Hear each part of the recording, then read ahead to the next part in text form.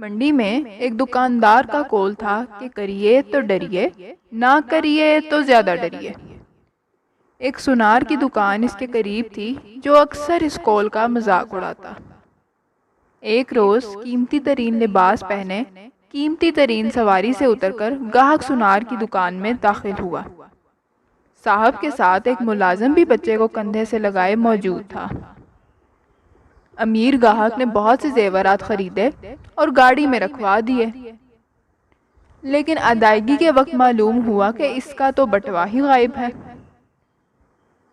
امیر گاہک نے اپنا ملازم اور بچہ دکان پر چھوڑا اور کہا، ابھی رقم لے کر آتا ہوں۔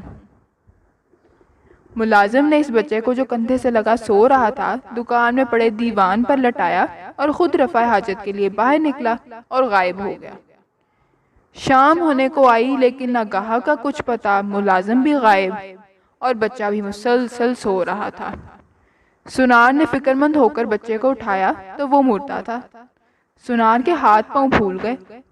حواس باختہ بیٹھا تھا کہ دولت مند گاہک اور ملازم دونوں پہنچ گئے اور بچے کی لاش دیکھ کر دکاندار کا گریبان پکڑ لیا کہ تم نے تو بچے کو گلا گھونٹ کر مار ہی دیا ہے۔ سونار فوراً ان کے پاؤں پڑ گیا اور بڑی محنت سماجت کے بعد اچھی خاصی رقم دے کر اپنے ہاتھ سے دے کر جان چھڑائی۔ تب یہ بات اس کی سمجھ میں آئی کہ برباد ہو چکے معاشروں میں کریے تو ڈریے اور نہ کریے تو زیادہ ڈریے کا کیا مطلب ہے۔